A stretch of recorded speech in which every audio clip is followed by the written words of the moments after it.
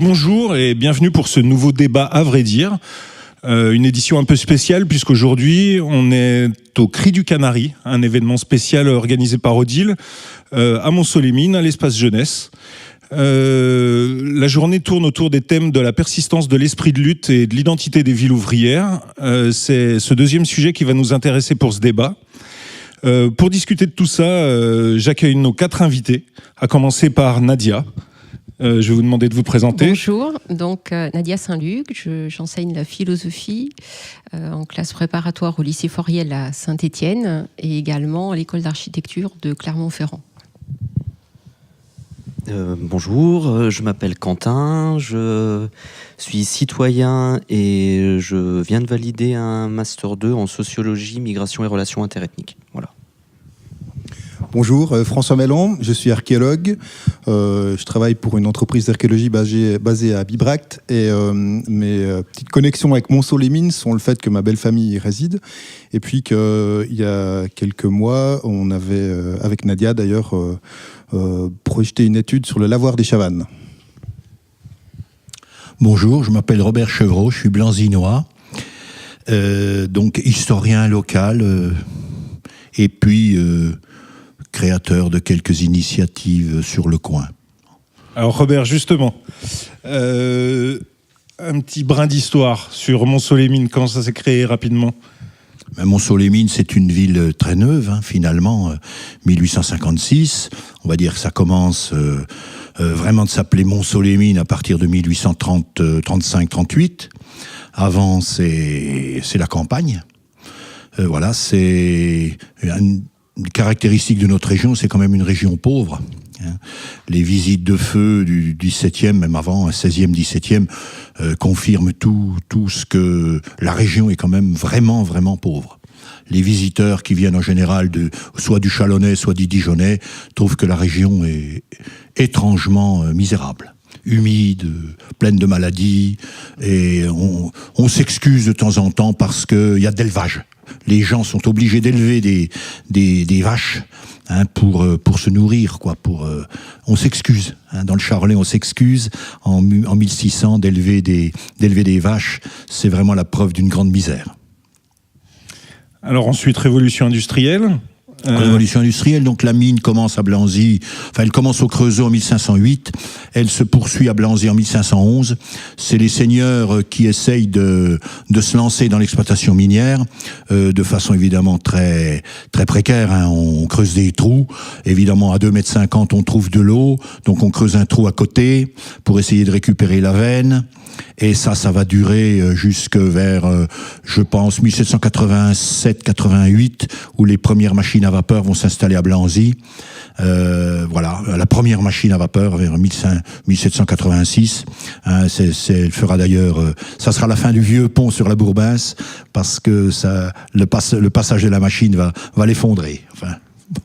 Voilà, et à partir il va falloir attendre les Chagots, Chagots 1834, pour déjà la maîtrise un peu plus progressiste de la vapeur.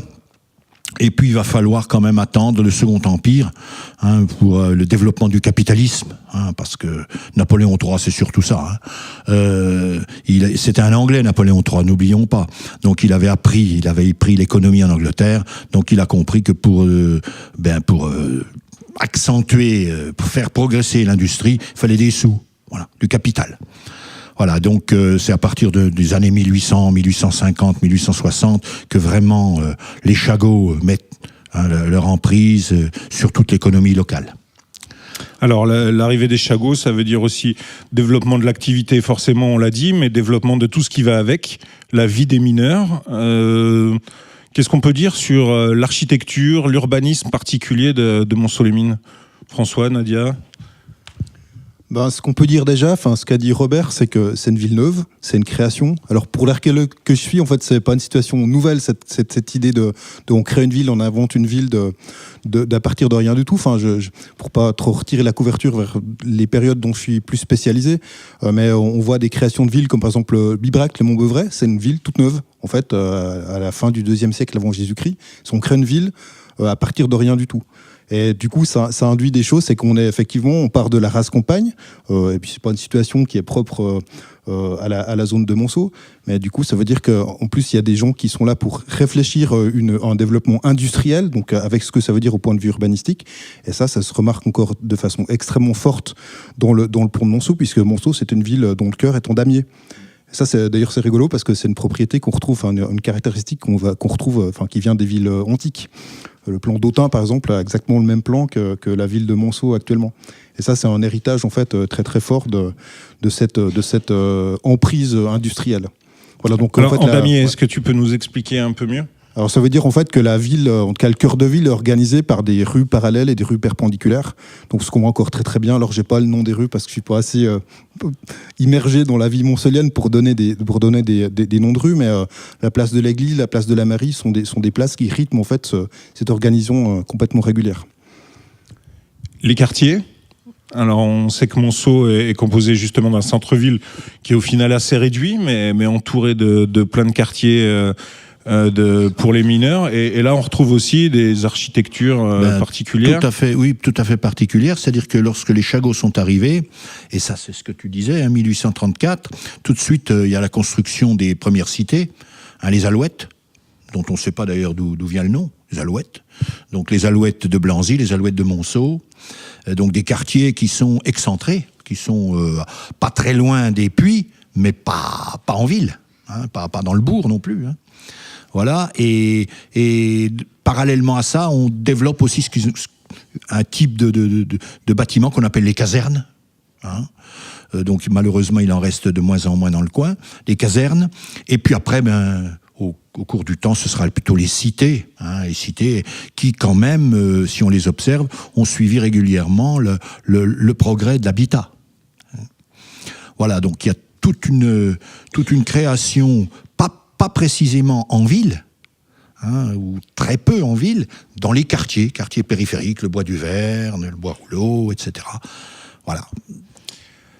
Nadia, Quentin, est-ce qu'on peut parler d'un effet justement de cet urbanisme particulier sur la mentalité, sur l'identité, sur le développement des populations ici ? Alors, donc, moi, je suis absolument pas moncelienne. Je pense que je pourrais pas répondre de manière aussi précise à cette question. En revanche, ce qui m'a, moi, conduite à travailler sur Monceau, c'était donc la question du lavoir et de l'étude qui devait en être faite. Et j'avoue que c'est une ville, moi, qui me fascine un petit peu parce qu'elle suggère tout un tas de questions autour de la mémoire, vraiment intéressantes, et en particulier, alors on rappelait le plan damier ou plan hippodamien qu'on évoquait tout à l'heure, qui est une mémoire très longue pour le coup de l'urbanisme, mémoire très longue puisque c'est un plan très utilisé chez les Romains, mais Hippodamos est grec. Et effectivement, cette mémoire longue dans les typologies urbaines, là se croise avec, au contraire, une mémoire de ville nouvelle, en quelque sorte, très court. Et puis cette singularité d'une ville quand même ouvrière qui le porte dans son nom. La mémoire du nom en elle-même est assez essentielle. Le choix de modification d'un nom, par exemple, c'est la modification véritablement d'une identité. C'est parfois ce qui contient le destin, si on réévoque la pensée grecque. Donc voilà, pour toutes ces raisons-là, on va dire que Monceau est vraiment une sorte de terreau de questionnement philosophique, sociologique, archéologique, vraiment intéressant. Quentin, la sociologie de la ville, les vagues d'immigration successives, est-ce qu'on peut considérer que l'identité ouvrière a su dépasser justement toutes les origines pour relier les gens ici ? Et c'est ça l'enjeu. En fait, c'est tout l'enjeu justement lié à la mémoire et lié à la question des identités et la question de qu'est-ce qu'on met dans la construction de l'identité ouvrière et qui on met dans l'identité ouvrière et de fait, qui on exclut de l'identité ouvrière. D'ailleurs, quand on parle de Monceau-les-Mines, est-ce qu'on parle d'une identité minière ou d'une identité ouvrière plus large aussi. C'est une vraie question, puisque Monceau-les-Mines, oui, mais il n'y avait pas que les mines. Si on veut parler de l'identité ouvrière, il y a la question des femmes aussi, qui n'étaient pas forcément dans les puits, mais qui participaient à la construction économique de la ville. Et dans la question ouvrière, c'est central aussi, la question des femmes, la question des luttes des femmes, la question... Et on va retrouver aussi la même question par rapport aux vagues d'immigration qui vont arriver à partir des années 50, 60, notamment les immigrations qui sont du Maghreb. Et justement, comment on considère la figure de l'ouvrier à partir de cette époque-là, et malgré tout aussi avec la chute presque de prestige de l'identité de l'ouvrier dans les années 80, et justement ces questions migratoires et ces personnes-là qui vont... quelle identité vont-elles devoir choisir, en fait? Voilà, c'est un vrai enjeu, c'est une vraie question. Et justement, sur la question du nom, quand on garde le nom Les Mines, qu'est-ce qu'on veut garder? Qu'est-ce qu'on veut maintenir dans l'identité et dans les identités? Et comment s'inscrire dans cette histoire aussi? C'est vrai que ça m'amène à ce deuxième thème qu'on a choisi d'aborder, c'est aujourd'hui la mine, ce qu'il en reste, et justement, est-ce qu'on peut parler de politique d'effacement avec la destruction de certains bâtiments, effectivement la question qui a été posée à un moment d'enlever les mines à Monceau pour le renommer autrement. Qu'est-ce qu'on peut en dire? Robert, un avis? Moi, je voudrais revenir sur ce que tu disais. Il y a la géographie qu'on néglige beaucoup de notre région, la haute vallée de la Bourbince. Vous regardez, c'est infranchissable, la haute vallée de la Bourbince. Maintenant, la Bourbince, ça nous fait rigoler, hein, c'est un ruisseau. Autrefois, c'était un vrai handicap. Hein, tous les curés qui décrivent leur paroisse se plaignent de la Bourbince. Ils peuvent pas la franchir pendant 6 mois, etc., etc. Bon. Et c'est un passage, c'est-à-dire on a ce grand axe qui est quand même encore un grand axe moderne. Hein, la RCEA, le canal, le chemin de fer, etc. Et puis il faut franchir ça. Bon. Et il n'y a pas beaucoup d'endroits pour le franchir. Blanzy, parce que ça descend bien d'un côté et ça remonte bien de l'autre. Lucie, hein, et puis vers la 9e, là, ils ont essayé pendant des centaines d'années de mettre un pont qui s'enlevait tout le temps. Bon. Donc il faut aller la franchir, cette rivière. Donc quand on la franchissait, ça amène des gens qui la franchissent. Et ces gens qui la franchissent, c'est des commerçants, c'est des gens qui vont entre Cluny et Autun. C'est pas rien, hein. Bon, Cluny et Autun. Bon. Donc je vous remonte au Moyen-Âge, peut-être même avant. Hein. Voilà. Et donc tout ça, quelque part, on a toujours... Les paysans de chez nous, pauvres, ont toujours été confrontés quand même au passage. Voilà. Et depuis la nuit des temps, on a été confrontés à ça. On le retrouve aujourd'hui pour vous? Oui, demande aux maires, ils sont sans cesse confrontés à cette histoire de franchissement. De par les axes, justement. De par les axes, oui, bien sûr. Hein, la vallée transversale, donc, de la Deûne, Bourbince, de la France de l'Est vers la France de l'Ouest, et puis l'inverse. Hein, du Charolais vers l'Autunois. Je vais vous demander de parler dans votre micro. Non, excuse-moi. Voilà, donc ça, depuis toujours, on a été confrontés à ces passages. Ces passages se sont pas faits facilement. Et même au début de l'industrie, hein, lorsque, par exemple, 1864, il y a eu des ratonnades contre des Italiens, avec des morts à Blanzy. Les gens de Blanzy ont poursuivi les Italiens pour les tuer. Voilà. Bon, on n'en est pas fiers, mais c'est ça. Bon. Mais à la longue, quand les Polonais sont venus, je pense pas que ça se soit passé facilement non plus. Mais dans l'action, et la mine est un facteur d'action. Dans l'action, dans le danger, après il y a eu la guerre, dans la résistance. Ces gens-là se sont intégrés, sont devenus amis, se sont mariés, etc. parce qu'ils ont fait des choses ensemble. L'identité ouvrière, donc, dépassait toutes les identités multiples. Il y a ça, et puis... je sais bien qu'on a tendance à faire l'épopée ouvrière et tout ça, hein. Mais, par exemple, quand on voit Blanzy en 1850, 1860, le mélange de population est extraordinaire. Vous avez des notables, vous avez des gens de la haute, Vous avez des familles qui ont construit le canal. Vous avez une Madame MacDonald, qui est une petite fille du maréchal MacDonald, qui habite à Blanzy. Et à côté, vous avez des gens qui sont en tôle parce qu'ils ont participé à des attentats anarchistes ou parce qu'ils ont attaqué des diligences. Voilà. Et donc ça, on peut pas... Ça, c'est aussi quelque chose de très important. Quand tu le disais, il y a la mentalité minière, puis la mentalité à côté. Il y a beaucoup de choses qui se sont faites parallèlement à la mine, voire contre la mine. Et ces gens-là étaient obligés de vivre ensemble. Quand on voit Monceau, regardez les vieilles cartes postales de Monceau, mais c'est une ville éminemment bourgeoise, mais c'est extraordinaire. La construction de ces maisons, les gens qui ont construit Monceau étaient des gens avec du fric. Bon, c'était les bourgeois de Monceau. Regardez, d'ailleurs, il faudrait mettre ce patrimoine en valeur, c'est magnifique. Bon. À côté, il y avait des ouvriers. À côté, il y avait... Au milieu, il y avait des ouvriers. Au milieu, il y avait du prolétariat.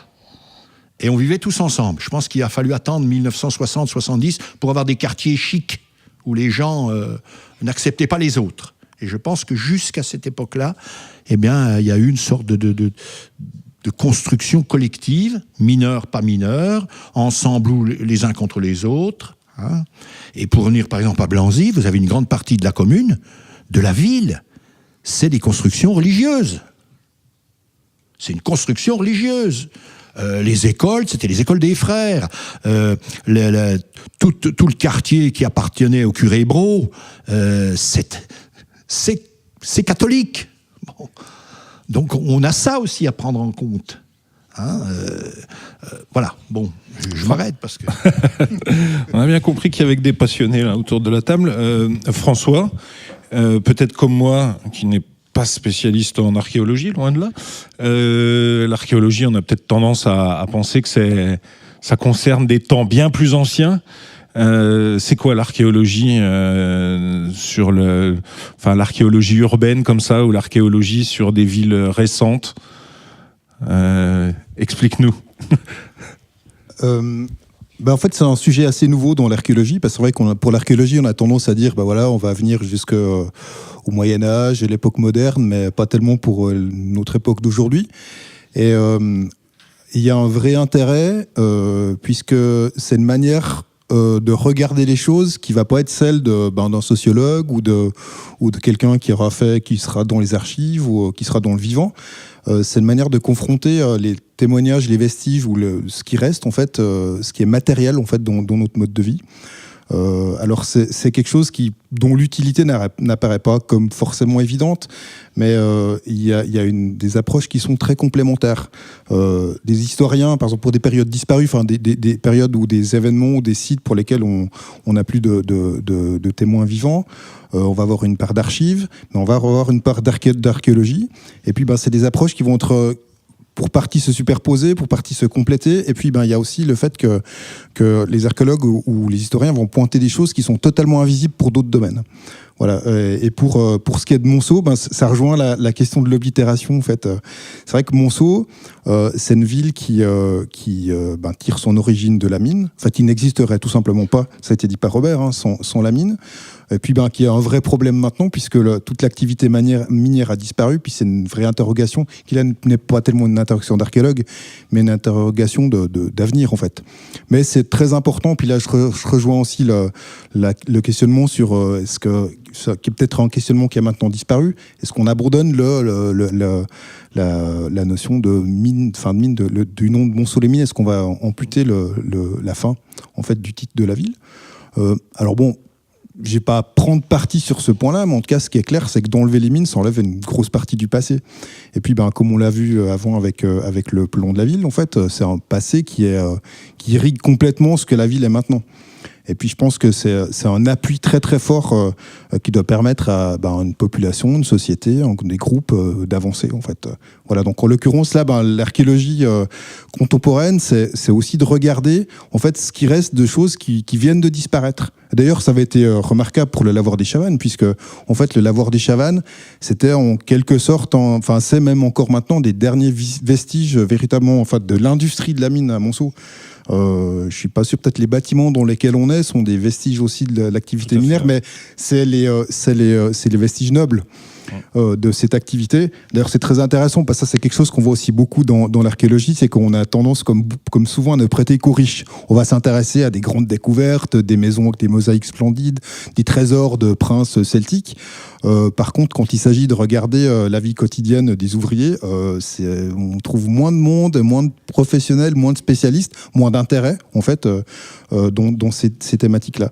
Donc, en l'occurrence, là, c'est vrai que pour ça, le lavoir des Chavannes est un monument assez extraordinaire. Parce que c'est un monument qui parle de la vie des ouvriers, qui témoigne de la vie des ouvriers, de leur travail, en fait. Donc là, il y a tout un pan d'activité qui est exploré, et puis, en l'occurrence, avec un bâtiment qui est toujours debout. Et pour moi, je finirai là-dessus, mais c'était frappant pour la fois où je suis entré clandestinement dans le lavoir des Chavannes, c'est qu'on a quelque chose de l'ordre de Pompéi. À savoir un monument qui a été figé. En fait, l'impression qu'on avait, c'est qu'on a fermé la porte de ce bâtiment. Bon, il s'est passé une 20aine d'années depuis qu'il a fermé, mais n'empêche que quasiment tout est là.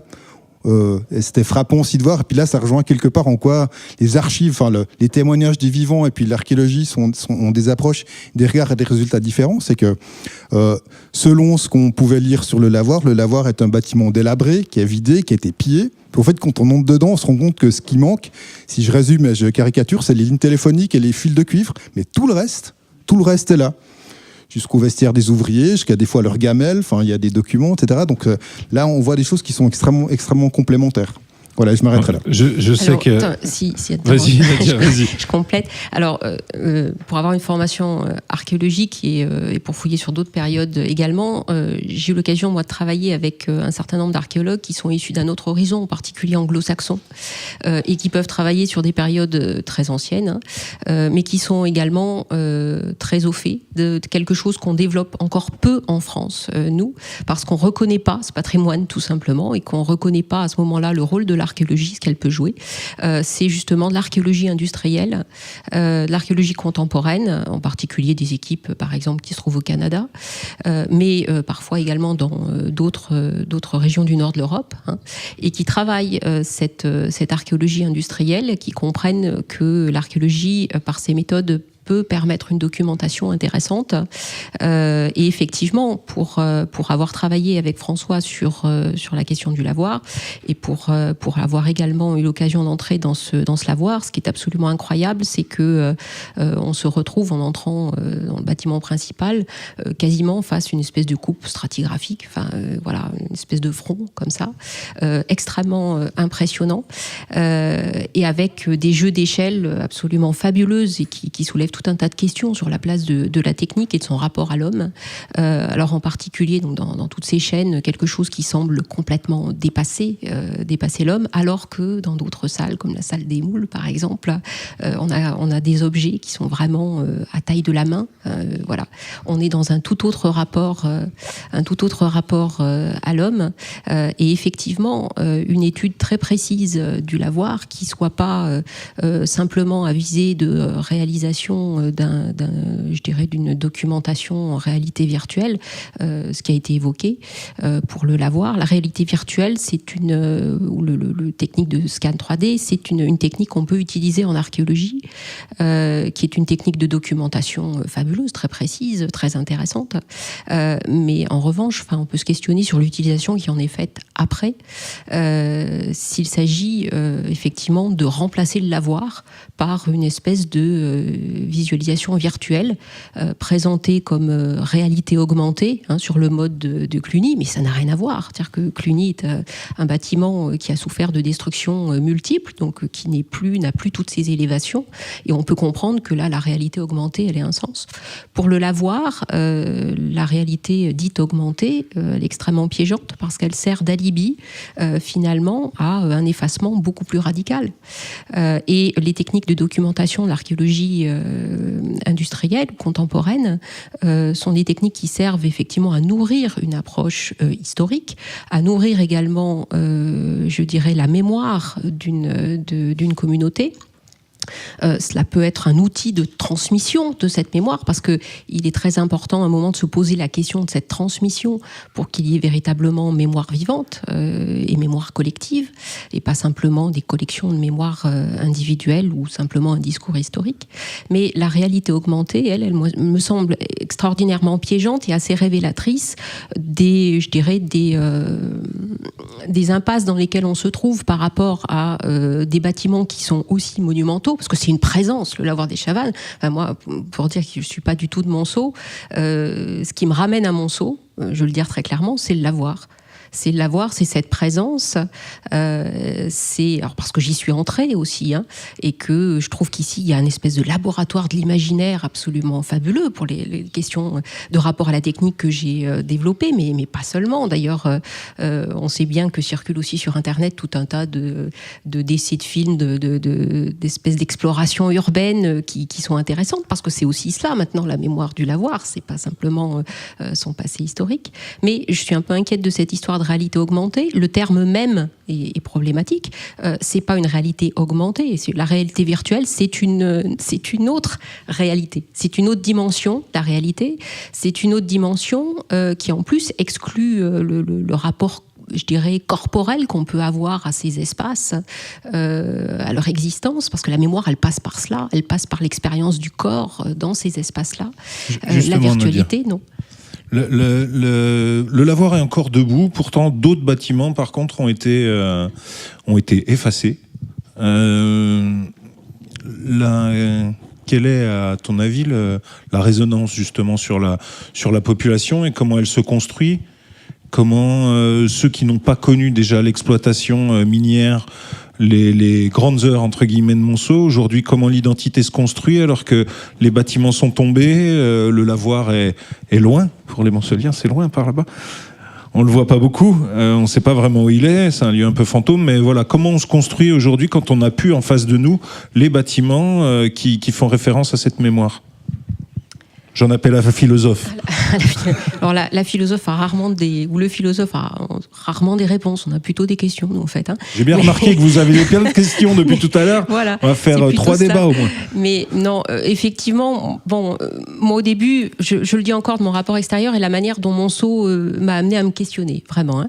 Moi, je suis arrivée donc fascinée par ce lavoir et en même temps assez inquiète d'observer, je dirais, un effacement assez systématique de tout ce qui pouvait avoir attrait à l'histoire de la mine à Monceau, dans ses chevalements, tout simplement, ce qu'on a dit tout à l'heure autour du nom.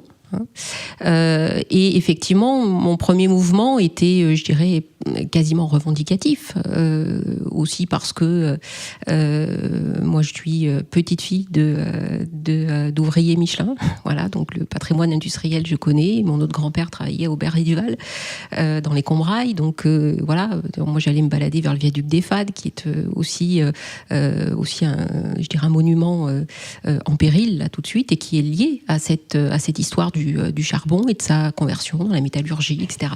Donc effectivement, mon premier mouvement est revendicatif dans je dirais une idée de défense de cette mémoire ouvrière et de la manière dont on peut à un moment l'écarter simplement parce qu'elle serait plus pertinente dans des choix qu'on pourrait poser politiques, idéologiques, actuels. Bon, voilà. Mais je pense que c'est un tout petit peu plus complexe. C'est le premier mouvement qui est un mouvement du cœur et sur lequel il faut ensuite revenir. Pourquoi ? Parce que moi, je ne suis pas certaine que ça fasse encore complètement sens pour tout le monde. Si je vais prendre un comparatif avec un texte qui est très récent, puisque c'est le Goncourt 2018, qui est le texte de Nicolas Mathieu, qui s'intitule « Leurs enfants après eux », et qui se situe dans l'est de la France, dans, pareil, un paysage de hauts fourneaux et de métallurgie. Il insiste, lui, sur cette difficulté pour les adolescents qui sont les protagonistes de son roman, dans les années 90, début des années 90. Il insiste sur cette difficulté pour eux de s'approprier cette mémoire ouvrière parce qu'ils n'ont rien vécu directement, leurs parents l'ont vécu. Ils n'ont rien vécu, ils peuvent encore apercevoir quelques bâtiments, mais qui sont là comme une présence quasiment encombrante. Et je pense qu'à propos du lavoir, la question s'est posée aussi, pour plein de raisons, y compris pour une potentielle dangerosité, très discutable sans doute, mais effectivement, enfin, ça s'est posé. Et dans l'ouvrage de Nicolas Mathieu, il a au moins cette qualité de montrer que la transmission, elle ne va pas de soi, et que pour ces jeunes gens, il y a quelque chose qui très clairement les ennuie, les encombre. L'adolescence, c'est le moment de la construction, des rêves, de la projection dans le futur. C'est l'analogue d'une société, en fait, ou d'une communauté. Comment elle se projette dans ce futur, et qu'est-ce qu'elle fait avec cette mémoire avec laquelle elle n'a tissé aucun lien qui est de l'ordre du vécu. Voilà. Et c'est cette difficulté de la transmission, je pense, qui doit être au cœur d'une réflexion politique, sociale, culturelle. Cette question de la transmission, elle est vraiment centrale pour que quelque chose fasse sens dans le récit personnel de ces jeunes gens qui n'ont pas connu cette époque, qui parfois vraiment n'en ont qu'une résonance lointaine, aussi parce qu'ils arrivent dans la ville. Parce que effectivement, lieu de passage, lieu de traverse, ça veut dire qu'il y a également des migrations, et qu'il est très important de pouvoir comme cela construire un récit commun. Et cette transmission, elle ne va pas de soi. Justement, Robert en parlait tout à l'heure des différentes vagues d'immigration, et comment elles ont été peut-être rejetées puis réacceptées. Aujourd'hui, qu'il n'y a plus l'exploitation minière, Quentin, est-ce que ces personnes nouvelles qui arrivent d'horizons lointains, est-ce qu'elles peuvent s'inscrire dans la continuité de Monceau? Est-ce qu'on est capable d'accueillir correctement si nos bases sont chancelantes, je dirais, si déjà la transmission s'est pas faite ici, si on n'est pas solide sur sur quoi la ville s'est construite, est-ce qu'on est capable de bien accueillir? C'est large. Débrouille-toi avec cette question. Ok. Juste pour rebondir sur ce qui se disait juste avant, ça fait énormément écho pour moi. Parce que en fait moi j'ai pas de souvenir de la mine. J'ai aucun souvenir, j'ai pas de famille de mineurs, donc j'ai pas eu non plus cette éducation à la mine. Et la question c'est du coup comment effectivement, pour rebondir sur la question du nom et de la résonance de l'histoire, comment quand on est dans ce profil, enfin je suis pas le seul non plus sur le bassin, comment on peut s'approprier le territoire quand finalement il est basé sur quelque chose dont on peut se sentir exclu. En fait, c'est une question. J'ai encore pas de réponse, et c'est une question. Vous vouliez dire quelque chose? Le problème, c'est que la mine, c'est souterrain. Oui. Et que pour avoir accès quand on n'est pas mineur, c'était déjà très difficile. Et moi, j'ai fait des enquêtes auprès de mes élèves dans les années 90. Il y avait encore des grands-parents qui pouvaient parler de la mine. Les gamins avaient, ils avaient peint la mine avec des couleurs de fantaisie. Il y avait des grandes plantes, c'était un monde. Je dois avoir encore cette enquête, c'est extraordinaire. Il n'y avait rien de réel. Ils l'avaient intégré de façon fantaisiste. Fantaisiste, vous voyez, le mot fantasy, là, la création anglo-saxonne, là où c'est un monde fantastique, extraordinaire, où on montre le Moyen-Âge de façon extraordinaire. Voilà, c'était un peu ça. Mais on peut les comprendre. Ils n'avaient pas accès. Moi, je ne suis jamais descendu à la mine. On peut reprocher à ceux qui étaient de ne pas l'avoir assez transmise? C'était difficile. Vous savez, ceux qui ont fait la guerre ne racontent pas leurs histoires guerrières. Oui, c'est à ça que je voulais en venir. C'est une histoire de souffrance aussi. Les gars qui ont fait la mine ne racontent pas leur histoire minière. Ouais. Et puis il y a un point qui était aussi assez frappant. Quand on a regardé un petit peu, qu'on a exploré, qu'on s'est projeté sur l'histoire du lavoir du Chavannes, c'est que qu'est-ce que c'est comme symbole aussi ce lavoir? En fait, c'est le dernier bâtiment industriel debout de l'activité minière de Monceau. Sauf erreur, et peut-être qu'il y a d'autres autres choses. Non. Et c'est à la fois un symbole d'une période glorieuse qui a qui a construit l'ensemble de Monceau, qui a été sa période vraiment de très grand développement économique. Et c'est aussi un symbole de la défaite, puisque c'est la fin de l'activité minière, avec une descente qui est pas, en fait, c'est pas une défaite de Monceau, c'est juste des choix politiques nationaux qu'on fait qu'on a arrêté de produire du charbon. Au sortir de la guerre, l'État a décidé de partir sur le nucléaire. Et puis, du coup, il y a une dégringolade sur quelques décennies, peut-être 30-40 ans. Donc, je pense qu'on peut l'élargir à la mémoire de la mine, enfin, de la transmission de cette mémoire de l'activité minière, de parents, de grands-parents à leurs enfants, petits-enfants, puisqu'en fait, au global, il y a une défaite. Il y a quelque chose de cet ordre-là, en fait, de l'abandon, de la disparition, donc qui est pas évidente. Alors là, en tant qu'archéologue, pour moi, et puis j'ai beaucoup aimé le terme écho ou résonance. En fait, c'est que voilà, dans Monceau-les-Mines, il y a l'écho, les résonances de ce passé qu'on peut regarder. Enfin, je pense sans nostalgie. C'est juste c'est une période de Monceau très forte, et c'est important. Tu as parlé de socle, en fait, de soutien. Ce que soutien est fragile. Je pense le regarder pleinement, de regarder ce que c'est. À la fois, effectivement, c'est une période glorieuse. C'est une période très dure parce que c'est des conditions de travail qui sont extrêmement difficiles. Mais d'embrasser tout ça de façon nette, claire.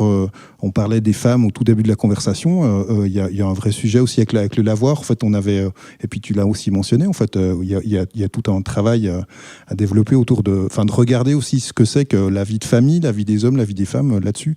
Mais il y a cette difficulté du fait que je pense qu'il y a quelque chose qui est vécu très fortement comme une défaite, en fait, dans l'histoire de Monceau. Je dirais une ambiguïté, en fait. Il y a à la fois l'âge d'or qui pèse. Maintenant, qu'est-ce qu'on peut faire par rapport à cet âge d'or-là ? C'est-à-dire qu'on a l'impression que toute entreprise, elle est un peu vaine par rapport à ce qui a pu exister, qui était fort. Puis en même temps, ce qui a existé et qui était fort, c'est aussi ce qui a périclité, ce qui était en déclin, et donc qui rappelle, qui est aussi synonyme de souffrance. Oui. Et il y a aussi le problème. Mon père était tailleur de pierre, donc il travaillait pas à la mine, mais ses copains étaient mineurs. Et quand la mine a fermé, ou quand on annonçait, il y avait du charbon, il y avait jamais tant eu de charbon. Et ça, c'est impossible à faire comprendre à quelqu'un que pour des raisons économiques, le charbon dans lequel il a passé sa vie, et il y en a encore, eh bien on va plus l'extraire, on va boucher tout ça. Et quelque part, la fin de la mine, la fin terrible, les puits qu'on fait tomber et tout ça, c'est à la fois un effacement, c'est un suicide. C'est terrible, ça. Ça veut dire que on n'est plus rien, quoi. Pendant un moment, on était les Indiens. Il n'y avait plus de bisons, les Indiens, on les a tués, etc. On a été des Indiens. C'est-à-dire qu'on a tué notre civilisation. On nous a dit, maintenant c'est fini, maintenant il n'y a plus de charbon, ça ne nous intéresse plus, vous n'êtes rien, vous n'êtes plus rien, vous n'avez plus d'existence. C'est terrible, ça, alors que vous avez donné votre vie. Et en plus, il n'y a pas de raison compréhensible pour des gens qui vont chercher le charbon tous les jours. Et la destruction, quand même très rapide des symboles, a toujours laissé un goût très amer. Et on a versé dans le négatif, là, d'un seul coup. Non, pas dans le négatif. Alors, non, mais effectivement, qu'est-ce qu'on a alors maintenant pour construire ? Le point est important, c'est-à-dire qu'il y a à la fois la question de la transmission qu'on évoquait tout à l'heure pour les personnes pour qui, effectivement, la mine ne signifie pas ou signifie peu par rapport à leur récit personnel. Et puis, il y a quand même un besoin aussi de reconnaissance d'une mémoire, parce que c'est aussi la reconnaissance d'une existence. Et effectivement, on peut se poser la question... Quand Paul Ricoeur dit qu'une mémoire heureuse est une mémoire équitable, on comprend bien que ici, s'il n'y a pas, je dirais, une équité de reconnaissance de cette mémoire ouvrière, ça sera difficile. C'est-à-dire qu'en plus, l'on a affaire effectivement à ce qui est de l'ordre du souterrain de plein de manières, finalement, de plein de manières. Et ce souterrain-là, non, je dirais, un moment clarifié, lucidé, proposé au récit commun, c'est ce qui cristallise posent aussi des points de crispation, enfin qui causent des crises. Et le problème de la reconnaissance de cette mémoire, plutôt que de son enfouissement, la question de sa transmission par le bâtiment, les quelques bâtiments qui peuvent encore rester, il n'y en a pas tant que ça, hein, en particulier le lavoir des Chavannes, qui, entre parenthèses, a une portée pour la mémoire ouvrière et pour l'histoire qui excède Monceau, hein, puisque il y a des lavoirs à charbon, il n'y en a plus beaucoup en Europe, hein, donc il faut quand même avoir conscience de l'importance de cela, c'est-à-dire qu'il y a une mémoire qui, même, je dirais, relie Monceau au passé industriel européen, ici, qui est très forte, et puis, effectivement, la question de cette transmission, de cette reconnaissance d'une mémoire qui, sinon, ne peut être que souffrance. Ça sera un passé qui ne passe pas, comme on le dit souvent. Et c'est aussi la question des enjeux qui sont liés à la mémoire. Enfin, on le sait, les questions de mémoire, c'est aussi des questions qui sont politiques. Comme sur la question de la guerre ou la question de la résistance, on a eu pendant des années le mythe du résistentialisme aussi, où chacun était résistant. Qu'est-ce qu'on fait de cette mémoire ouvrière et dans quelle mesure on est lucide et honnête sur aussi un état des lieux et une construction liée à la mine? Parce que on peut le mythifier, le glorifier, mais effectivement, qu'est-ce que c'est que cette mémoire? Est-ce que c'est une nostalgie, une fierté, ou est-ce que c'est un traumatisme aussi? C'est intéressant, justement. Il s'agirait de se réconcilier alors, d'aplanir un peu justement les extrêmes entre la glorification, la nostalgie d'un côté, la souffrance, le sentiment de peut-être d'infériorité qu'ont les plus jeunes, en se disant qu'ils n'ont pas aussi souffert que leurs anciens, est-ce qu'ils sont aussi légitimes que leurs anciens?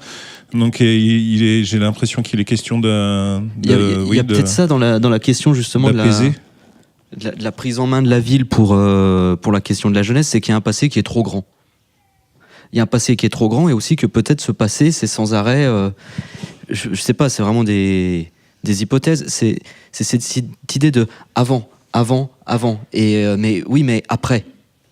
Mais est-ce qu'on peut construire correctement l'avenir sur un passé, si on n'a pas un passé clair? Il faut une mémoire qui soit une mémoire inclusive pour moi, c'est-à-dire qu'on puisse inclure toutes les populations dans cette construction mémorielle et n'oublier personne dans les constructions de mémoire. Un mot de la fin, peut-être, Nadia? Alors, non, simplement à propos de la mémoire, on a trop tendance à penser que la mémoire est, je dirais, simplement tournée vers le passé, qu'elle le répète de manière un peu morbide. La mémoire, en fait, c'est sans doute pas ça. C'est-à-dire que la mémoire, il suffit de regarder comment, d'ailleurs, nos propres souvenirs sont travaillés. D'abord, il y a un rôle de l'oubli. Dans les souvenirs, ils sont travaillés, ils sont façonnés. La mémoire, c'est quelque chose de créatif. Et en ce sens-là, la mémoire, elle est aussi ce qui permet une projection, donc qui permet un futur. Et en ce sens-là, l'erreur, ça serait de dire faut tout figer, faut tout transformer en musée, il faut chosifier. La mémoire, c'est sans doute pas ça. Au contraire, c'est quelque chose de très vivant, la mémoire. Et ça doit être tout de suite ce qui porte à projet. Et ce qui manque véritablement au lavoir, c'est cela. Et c'est ce projet, cette force de projection qui est absolument essentielle. François, tu voulais dire quelque chose? Oui, un petit tour de table peut-être pour terminer. Alors, pour rebondir sur ce qu'a dit Quentin et aussi Nadia, ce qui est assez étonnant, enfin pour l'archéologue que je suis en tout cas, parce que pour moi, qu'à 2000 ans d'intervalle, on se dise que c'est trop loin pour qu'on y voit comme ça spontanément un intérêt. Bon, pour ma part, je pense qu'il y a un intérêt à regarder les choses d'il y a 2000 ans, sinon je ne ferais pas ce métier. Mais ce qui est étonnant, c'est de se dire qu'à une génération ou 2 générations, ça apparaît déjà comme trop loin. C'est assez frappant en fait. Alors que justement, il y a comme l'a dit Néa, c'est super important de pouvoir s'appuyer sur cette mémoire, avec effectivement ces aspects d'oubli. Et puis pour revenir très brièvement au lavoir, c'est juste pour dire aussi que en fait on a d'autres exemples de zones industrielles, zones minières qui ont connu les mêmes destins que la zone de Monceau, à savoir qu'une activité s'est complètement arrêtée, mais il y a des reconversions, on s'est réapproprié ce patrimoine industriel, et puis on en a fait des choses très différentes. Je pense par exemple du côté de Saarbrück, il y a la Völklingerhütte qui est toute une zone, une friche industrielle qui s'est transformée transformé en l'occurrence en lieu d'exposition, lieu dans jardin botanique. C'est un observatoire de comment la végétation reprend sur des zones de ce genre-là. Au passage, je ne vais pas trop m'étendre là-dessus, mais ça incite à regarder les questions de pollution. Par exemple, ce qui est un domaine qui est extrêmement peu abordé dans la zone de Monceau, à mon avis, il y a un grand tabou sur la question de la pollution des sols. Ou bien il y a d'autres projets qui existent en fait pour reconsidérer et réinvestir ces zones industrielles. Donc en fait il y a plein de choses qui sont du coup tournées vers le futur. Robert, sur la transmission, pour terminer. Oui, moi je pense que l'essentiel de la transmission, c'est par l'action. Le problème, je répète que la mine était souterraine et que c'était dangereux, donc les artisans transmettaient le métier à leurs apprentis ou leurs enfants en les faisant travailler avec eux. Bon, c'était pas possible pour les mineurs, donc ça c'est quelque chose de rédhibitoire. Mais travailler ensemble sur des sites, sur un site qui montre la vie des mineurs, avec des générations, d'autres générations, avec des gens qui n'ont rien à voir avec la mine actuellement, ça serait peut-être un moyen. Mais le problème, c'est que tous ces mineurs sont vieux maintenant. La transmission, elle ne se fera pas directement. Elle est de plus en plus difficile à faire directement. C'est-à-dire que ces 20 ans, 25 ans pendant lesquels la mine a été je ne sais pas ce qu'elle a été, mais on n'en a plus parlé, c'est bien dommage. Parce que c'était peut-être tout de suite après qu'il fallait motiver dans l'action, je répète, dans l'action. C'est pas en racontant les choses, un petit peu, mais c'est en agissant. C'est quand on fait les mêmes gestes, quand on voit combien est lourd le travail, comment c'est difficile, les tours de main. C'est là qu'on voit c'est là que les choses se transmettent. Et il y a pas que les tours de main qui se transmettent. Il y a le goût de l'effort, il y a le danger, il y a tout ça.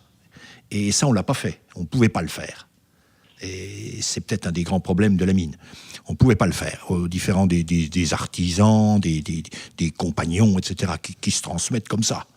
Hein, les gens qui arrivent ne connaissent pas le métier, ils en ont entendu parler, ils en font des rêves, des fantaisies. Quand ils ont le doigt dessus, l'usure des outils, la fatigue du coude, comment on va bouger cette pierre, ils ont compris tout de suite. Au bout de 15 jours, ils savent à peu près, ils ont le sens du métier. Et il n'y a plus de fantaisie. Voilà. Et la mine, difficile à faire. Et difficile à faire 25 ans après. Voilà. Donc je sais pas comment. Moi, je pense à l'action. Hein. Je pense que c'est dans l'action qu'on transmet les choses. Et je vois mal, quoi. Quelqu'un va encore ajouter quelque chose ? Alors, je vais vous remercier pour avoir croisé vos visions. Non, on va pas être pessimiste parce que sur Odile, on aime à croire que on fait notre part de transmission du passé vers l'avenir en essayant de croiser les visions là encore, en donnant la parole aux citoyens. En tout cas, on était très heureux de vous donner la parole aujourd'hui. Merci Nadia, merci Quentin, merci Robert et merci François. Nous vous invitons à retrouver ce débat sur Odile TV et à très bientôt pour un prochain À vrai dire. Merci à tous.